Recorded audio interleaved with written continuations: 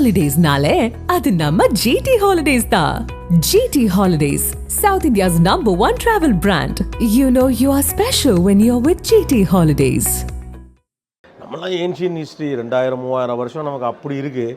இவங்களுக்கு மிஞ்சி போனால் ஒரு 100-150 வருஷம் தான்.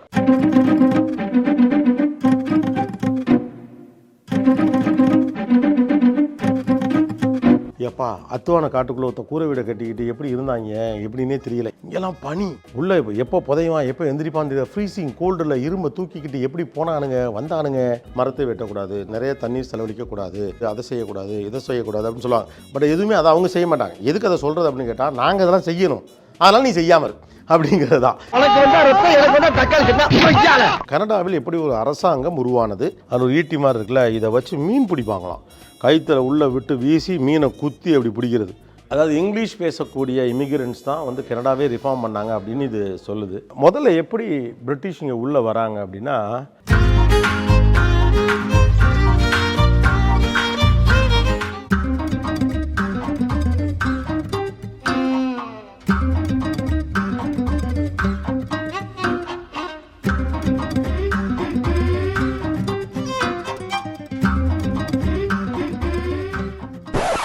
டேய் என்னடா மூஞ்சி இது?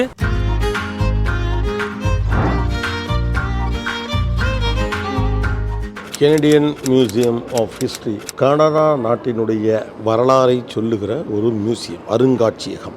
அந்த காலத்து மனுஷங்கள்லாம் இங்கே என்ன மாதிரியான வேலைகள் பார்த்துட்டு இருந்தாங்க, அவங்க லைஃப் ஸ்டைல் என்ன அப்படின்னு என்ட்ரன்ஸ்லேயே வச்சுருக்காங்க. இந்த மியூசியத்தோட என்ட்ரன்ஸ்லேயே இந்த சிலைகள்லாம் வச்சுருக்காங்க. இது என்ன அப்படின்னு பார்த்தா நம்ம ஊர் விஷயம் மாதிரியே தான். இந்த கிராமத்தினுடைய முகப்பில் இருக்கும்ல, அல்லது கிராமத்தோட பார்டரில் கோவில்கள் இருக்கும். எல்லைச்சாமிகள் அப்படின்னு சொல்லுவாங்க. ஊருடைய எல்லையில் காவல் தெய்வமாக நிற்கும் கடவுள் தான் எல்லைச்சாமி அப்படின்னு சொல்கிறது. இங்கேயும் எல்லைச்சாமிகள் இருந்திருக்காங்க. இதெல்லாம் இவங்களுடைய எல்லைச்சாமி. இதுக்கு முன்னால் செவ்விந்தியர்களை சந்தித்து நான் ஒரு வீடியோ போட்டிருந்தேன். அதோடைய நீட்சியாகவும் இதை பார்க்கலாம். கேமரா வழியாக இல்லாமல் நேரில் பார்க்குறப்போ இந்த எல்லைச்சாமிகளுக்கும் நம்மூர் எல்லைச்சாமிகள் இருக்குல்ல, ஒரு ஐயனார், இந்த மாதிரியான சாமிகளுக்கும் கிட்டத்தட்ட முகாமைப்பெல்லாம் ஒரே மாதிரி தான் இருந்திருக்கு. இந்த மாதிரியான பண்பாட்டு பின்னணி, கடவுள் நம்பிக்கை அல்லது எல்லைச்சாமிகள் எல்லாம் கிட்டத்தட்ட ஒரே மாதிரியே இருந்திருக்கு வேர்ல்டு முழுக்க அப்படின்னு தோணுது. இப்போ நீங்கள் கொஞ்சம் க்ளோஸ்அப்பில் பார்க்குறப்ப உங்களுக்கு புரியும். அந்த உருவ அமைப்பு, அந்த சாமி கொஞ்சம் உக்கிரமாக இருக்க மாதிரி இருக்கிறது, இதெல்லாம் ஆல்மோஸ்ட் சிமிலராக இருக்குது. இப்போ நீங்கள் பார்க்குறது என்னன்னு எனக்கும் தெரியலை, ஆனால் என்னென்னு தெரிஞ்சுக்கிறதுக்காக பக்கத்தில் இருக்க போர்டை பார்த்தேன். சீஃப் ஆஃப் அண்டர்சியா, ஆழ்கடலின் தலைவர் அப்படிங்கிறாங்க. இந்த போர்டில் இருக்குது பாருங்கள். இங்கே எல்லாமே ஃப்ரெஞ்சில் தான் மோஸ்ட்லி இருக்கும். பட் இங்கே வந்து இந்த ஸ்டேட்டை பொறுத்த வரைக்கும் ஃப்ரெஞ்சு தான் அஃபிஷியல் லாங்குவேஜ். பைலிங்குவல். அதனால் 2 லாங்குவேஜும் கட்டாயம் எழுதி போடணும். நிச்சயமாக ஃப்ரெஞ்சில் எழுதி போடுவாங்க. நம்மளாம் ஏன்ஷியன் ஹிஸ்ட்ரி 2000-3000 வருஷம் நமக்கு அப்படி இருக்குது. இவங்களுக்கு மிஞ்சி போனால் ஒரு 100-150 வருஷம் தான். அதுவே இங்கே கனடாலலாம் இன்னும் அதை விட கம்மின்னு கூட சொல்லலாம். இப்போ நம்ம போகிறது ஏதோ ஒரு குகை மாதிரி இருக்குது. உள்ளே போகிறதுக்கான வழி தான் இது. இவ்வளோ தூரம் இருக்குது. வாங்க செல்வோம். போகிற வழி முழுக்க அதோட இதை படங்களாக அப்படியே வச்சுருக்காங்க. இது நம்ம தங்கச்சி முந்தானத்துலேருந்து இங்கே இருக்கா. இவங்களோட வாழ்க்கை முறை ஒவ்வொன்றதையும் சொல்லிட்டு இருந்திருக்காங்க. எப்படி வந்து ஒரு கப்பலை இயக்கியிருக்காங்க, அந்த தண்ணீரை சுற்றி அந்த இதுலேருந்து கிடைக்கிற மின்சாரத்தை வச்சு நகர்த்தினதா, சம்திங் லைக் தட். ஒவ்வொன்றும் ஒரு கதையை சொல்லுது. நிறைய ஸ்னோ வரும்ல, ஸோ இவங்க வாழ்க்கை முறை, ஸ்னோவை எப்படி அள்ளி கொட்டுவாங்க அப்படிங்கிற மாதிரி காட்டியிருக்காங்க. இதுதான் என்ட்ரன்ஸு. எல்லாம் அரை இருட்டாக இருக்குது. வாருங்கள் கனடாவினுடைய பூர்வகுடி வரலாறை புரிந்து கொள்வதற்கு முயற்சிப்போம். கடைசி வரைக்கும் ஒன்றையுமே காட்டாமல் கட்டடத்திலே சுத்த விட்டுக்கிட்டே இருக்காங்க. இடமா கிடக்கு. இப்போ நம்ம போக வேண்டியது பழைய கனடா.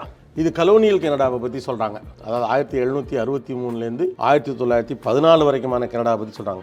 இந்த காலகட்டத்தில் தான் Canada becomes a nation within the British empire. எப்பவுமே அப்படி தான். முதல்ல இங்கே இருக்க மக்கள்லாம் ஒன்று சேர்ந்து, ஃப்ரெஞ்சுக்காரன் வருவான், டச்சுக்காரன் வருவான், ஜெர்மனிக்காரன் வருவான்.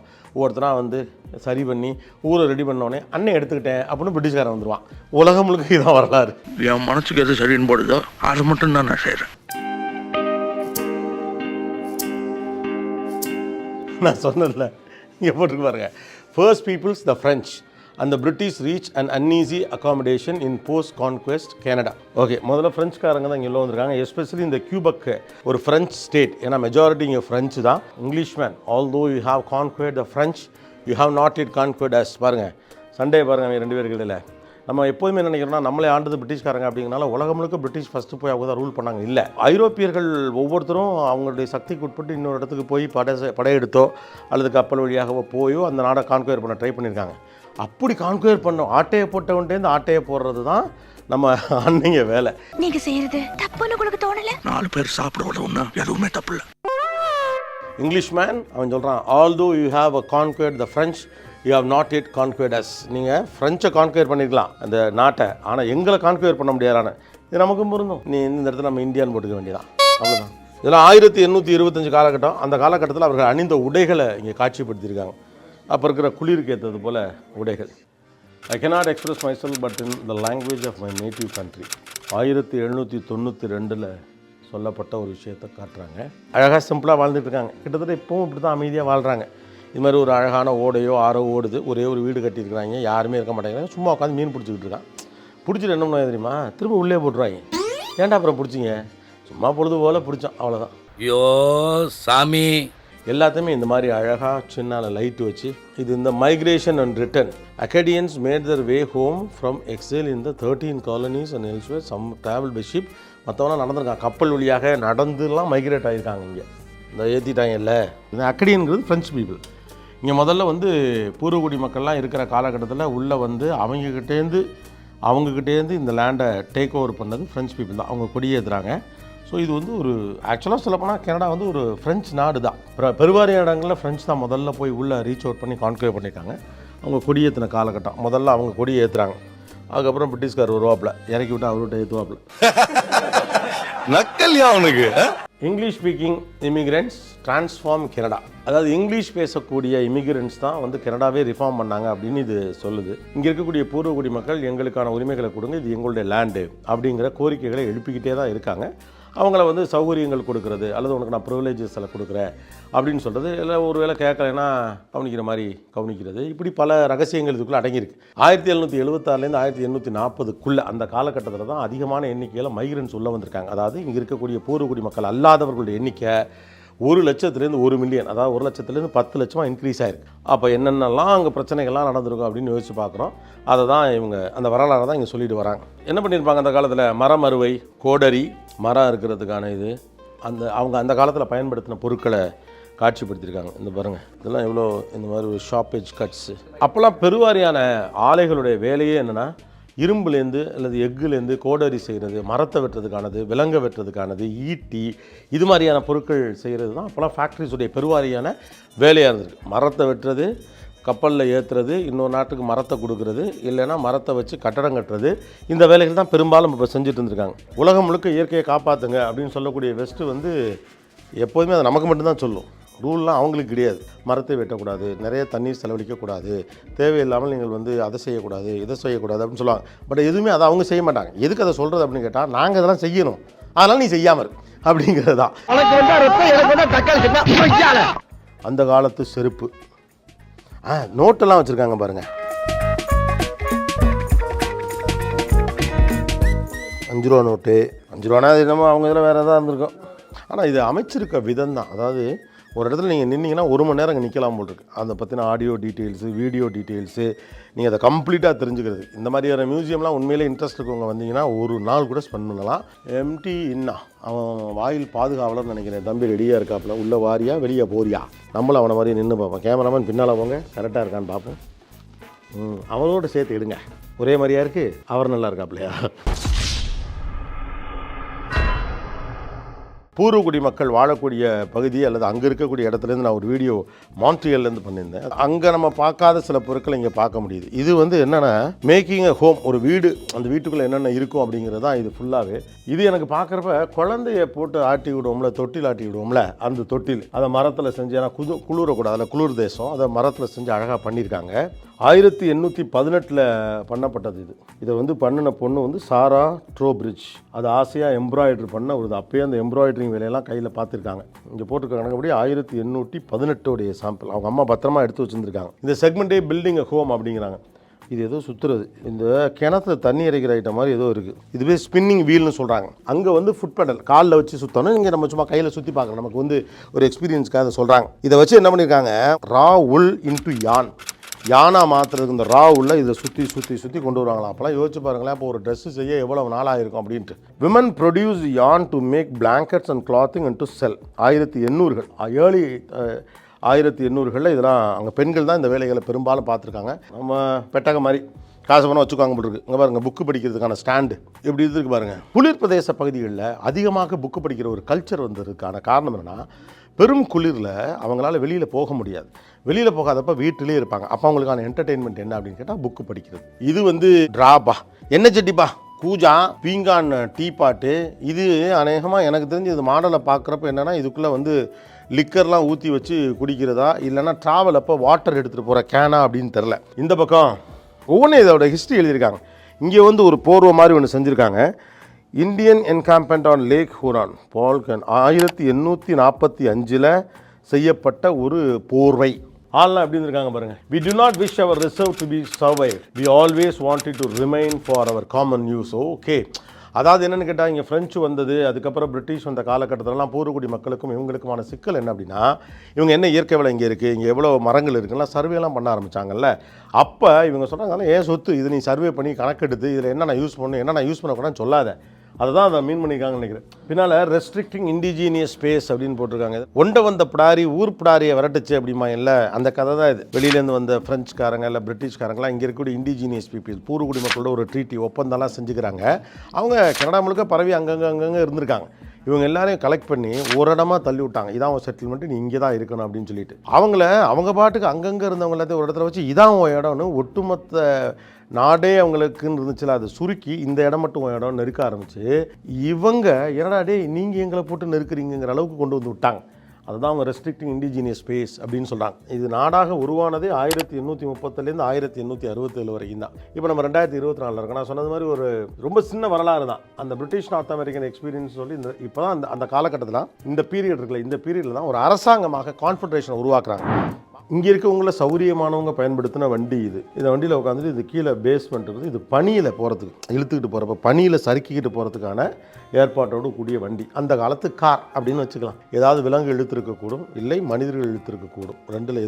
ரெண்டுக்கும் வாய்ப்பு இருக்குது. இது வந்து பிரிட்டிஷ் குயினுடைய அந்த சீல். இந்த நாட்டினுடைய மகாராணியும் பிரிட்டிஷ் மகாராணி தான் இப்போ அரசர். ஓகே, இப்போவும் இது வந்து முடியாட்சியின் கீழே தான் இருக்குது. அதாவது இந்த மியூசியத்துடைய 3வது தளம் பெரும்பாலும் என்ன பேசுது அப்படின்னு கேட்டோம்னா, கனடாவில் எப்படி ஒரு அரசாங்கம் உருவானது. இந்த கேலரி வந்து 1864 to 1867 சொல்லுது. இந்த ஹோல் மியூசியம் சொல்கிறது ஒன்று தான். பூர்வகுடி மக்கள் இங்கே இருக்கிறாங்க, அவங்களோடு ட்ரீட்டியெல்லாம் போட்டு அல்லது சண்டையெல்லாம் போட்டு சமாதானமாக அடைஞ்சு ஒரு அரசாங்கமாக கனடா என்ற நாடு எப்படி உருவானதுங்கிற அந்த காலகட்டத்தை தான் இது பிரதிபலிக்குது. அப்புறம் இந்த மீட்டிங் நடந்தது போனது, இந்த உருவாயிடுச்சுல அவ்வளோதான். வந்தாங்க, பேசினாங்க, ட்ரீட்டி போட்டாங்க, சண்டை போட்டாங்க. அவன்கிட்ட ஈட்டி இருந்துச்சு, இவன்கிட்ட துப்பாக்கி இருந்துச்சு. அவன் எடுத்து குத்த பார்த்தான், இவன் துப்பிலும் சுட பார்த்தான். அப்புறம் ஒருத்தர் ஏன்டா அடிச்சுக்கிறீங்க, நாமெல்லாம் ஒன்றுனாங்க. அப்புறமா நீங்கள் ஒரு செட்டில்மெண்ட்டில் இருங்க, இது எங்கே ஓட்டுன்ட்டு எடுத்துக்கிட்டாங்க.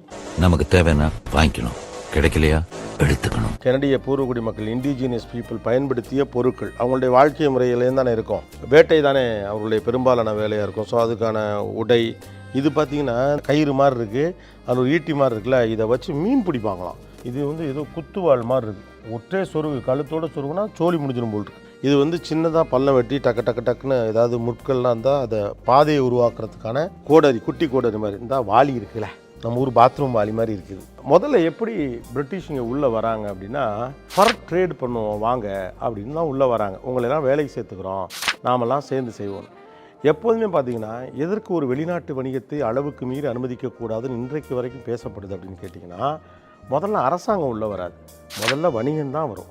நம்ம ஊரில் அப்படி தான், கிழக்கு இந்திய கம்பெனி தான் வரும், ஈஸ்ட் இந்தியா கம்பெனி உள்ளே வரும், அதை ஒட்டி அப்படியே அரசாங்கம் வரும். ஸோ அதீதமான அளவுக்கு வெளிநாடு வணிக ரீதியாக உள்ளே வருதல் என்பது இன்னைய வரைக்கும் சிக்கலுக்குரிய விஷயந்தான். இங்கேயும் இப்படி தான் வந்திருக்காங்க.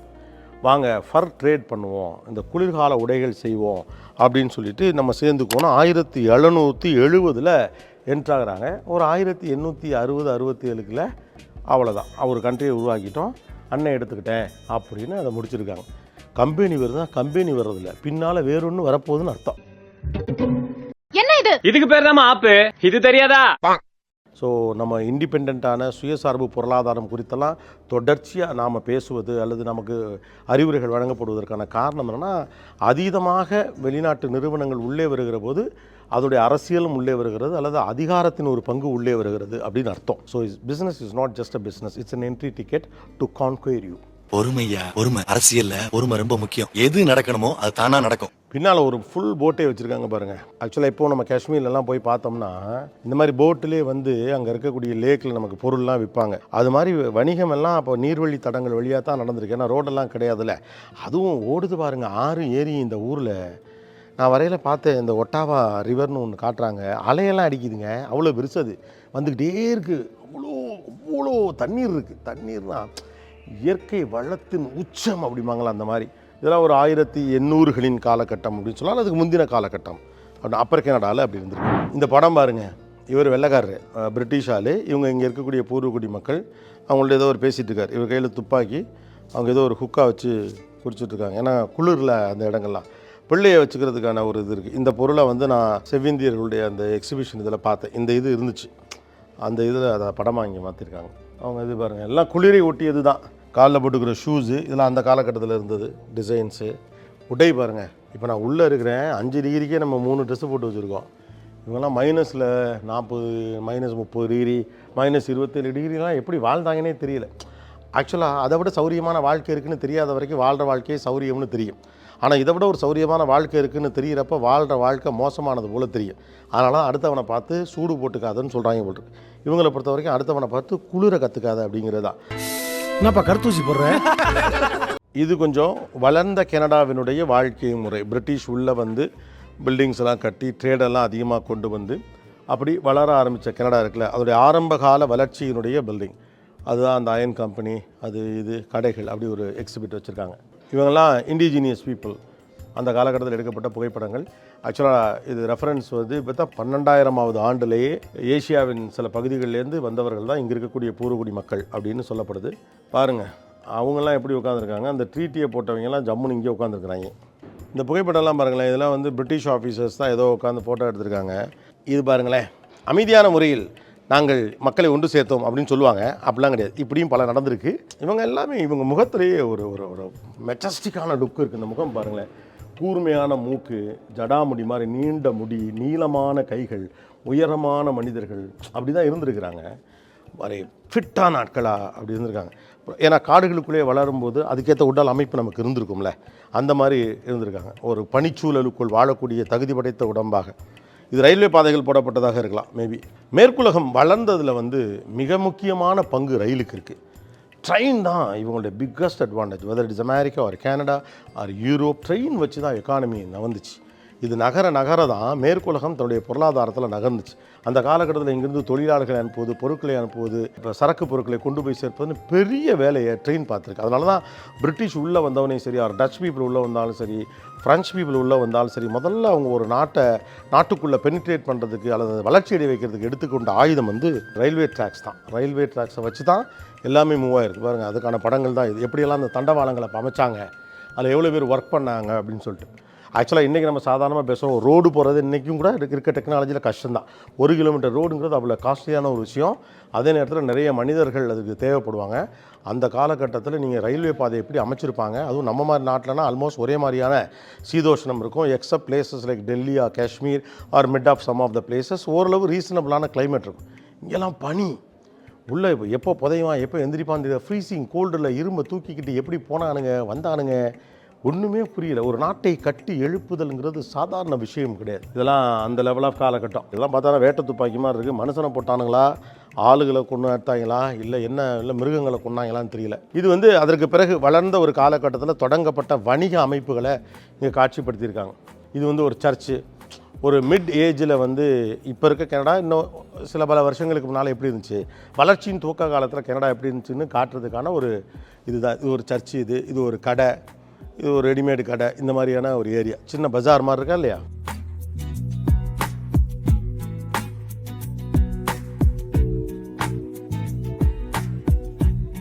அர்பனைசேஷன் அண்ட் ரிஃபார்ம் தான் இங்கே சொல்கிறாங்க. எப்படியெல்லாம் இது அர்பனைஸ் ஆச்சு, வெறும் காடுகளாக இருந்த இடங்கள்லாம் எப்படியே கொஞ்சம் டெவலப் பண்ணாங்க, ரிஃபார்ம் பண்ணாங்க, பொலிட்டிக்கலை எப்படி ரிஃபார்ம் பண்ணாங்க, உள்ளே எப்படி ஃபேமிலிஸ் வந்தாங்க, அவங்களுக்கான வேலை வாய்ப்புகள் எப்படி வந்துச்சு. இப்படி இருந்த ஒரு நாடு அப்படியே பிளான் பண்ணோம்னா இப்படி இருக்குது. இப்போ இதை விட பயங்கரமாக இருக்குது. கட்டடங்கள்லாம் அந்த காலத்துலேயே எவ்வளோ உயரமாக கட்டிவிட்டாங்க பாருங்கள். இந்த ட்ராம் ரோட்லேயே போகல, ட்ராம் தான் நான் சொன்னல, பயணங்களில் வந்து ரயிலின் பங்கு தான் ரொம்ப பெரியது. பேரலாக டெக்னாலஜி இன்கார்பரேட் பண்ணது அப்படிங்கிறது ரொம்ப முக்கியமானது. இங்கெல்லாம் விவசாயங்கள்லாம் கொஞ்சம் சைஸ்லாம் பண்ணுறதில்ல, ஹெக்டேராக ஆளே இல்லை, எல்லாம் மிஷினு.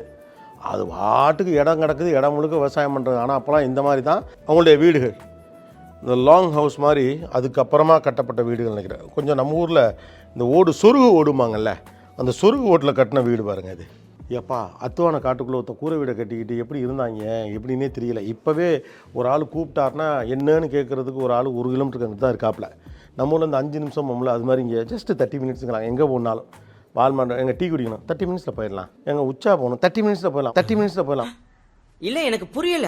எப்படி 30 மினிட்ஸ் தாங்கும் அதெல்லாம் தெரியல, ஆனால் தாங்கும், அது இருந்தே ஆகணும். ஸோ இந்த மியூசியம் என்ன சொல்லுது அப்படிங்கிறத விட ஒன்று சொல்லுது, வெறும் 100-200 வருஷம் வரலாறு இருக்கவனுங்களே இவ்வளோ மியூசியம்லாம் வச்சு தன்னுடைய பிள்ளைகளுக்கு நம்ம எப்படிலாம் வந்தோம் தெரியுமான்னு சொல்கிறாங்கன்னா, இவ்வளவு நீண்ட நெடிய வரலாறு வச்சிருக்கக்கூடிய நம்முடைய நாட்டுக்குள்ளே, இவ்வளோ பிள்ளைகள் படிக்கிற நாட்டுக்குள்ளே இன்னும் அதிகமான மியூசியங்கள் வேணும். அதை நோக்கி நம்முடைய பிள்ளைகளை அனுப்புகிற ஒரு மனோபாவத்தை நம்மளும் வளர்த்துக்கணும். ஏன்னா பெரிய பெரிய நூலகங்களுக்கே பிள்ளைகளை பெருசாக அனுப்பாத ஆட்களாக தான் நாம் இருக்கோம். ஏன்னா இன்றைக்கி இருக்கக்கூடிய பிள்ளைகள் புத்தகத்தில் மட்டும் தெரிந்து கொள்வதை தாண்டி நிறைய விஷயங்களை தெரிஞ்சுக்க ட்ரை பண்ணுறாங்க. கூகுள் இருக்கலாம், ChatGPT இருக்கலாம், that of course we of technology. இங்கே பார்த்த அத்தனையும் இன்றைக்கி காட்சி வடிவமாக பார்க்கலாம். பட் இந்த இடத்துல ஒரு 100 குழந்தைகள் வந்து இதை பார்த்து ஒருத்தருக்குள்ளே பேசிப்பாங்கள்ல, அதில் கிடைக்கிற கான்வர்சேஷன் இருக்குல்ல, அது கொடுக்க போகிற emotion and bonding and building that I am Indian அப்படிங்கிற அந்த ஃபீல் இருக்குல்ல, that's more important I believe. So இங்கே வந்து நம்ம பார்த்து தெரிஞ்சுக்கிட்டதை விட எனக்கு புரிஞ்சதை சொல்கிறேன், வி நீட் மோர் மியூசியம்ஸ்னு தோணுது.